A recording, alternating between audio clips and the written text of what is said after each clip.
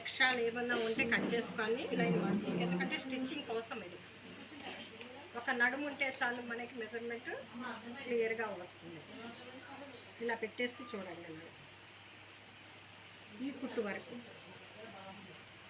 ఇక్కడ డాట్ కోసము ఒక 1 ఇంచ్.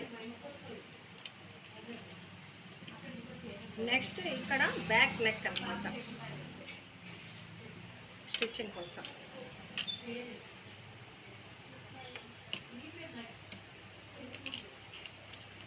ఇక్కడి నుంచి లెంత్ పెట్టుకొని స్టిచ్చింగ్ కోసము ఒక 1/2 ఇంచ్ పెట్టేసుకో.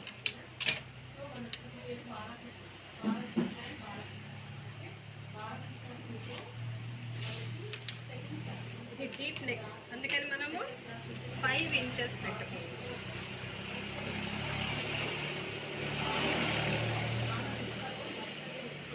ఇక్కడి నుంచి ఇలా మార్క్ పెట్టుకోవాలి.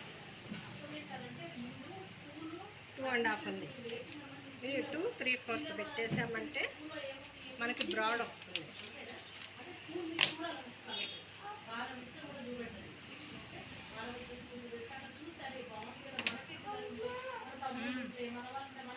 ఇది ఇలా రౌండ్ పెట్టేసాం.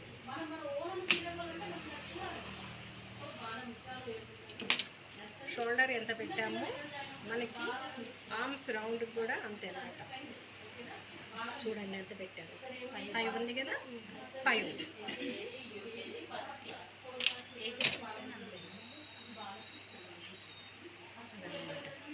ఇప్పుడు ఇక్కడి నుంచి మనకి ఎంత ఉన్నదో 9 ఇంచెస్ ఉంది. ఆ 9 ఇంచెస్ ఇక్కడ మనం పెట్టేసుకున్నామంటే ఇంకా చెస్ట్ కూడా మనకి చూడాల్సిన అవసరం ఉంటుంది.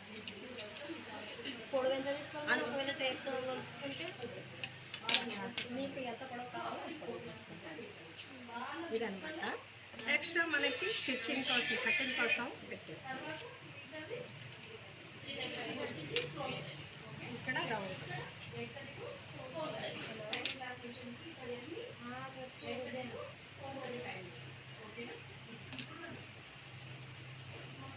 సరిపోయింది కదా, ఆర్మ్స్ అలా వస్తుంది.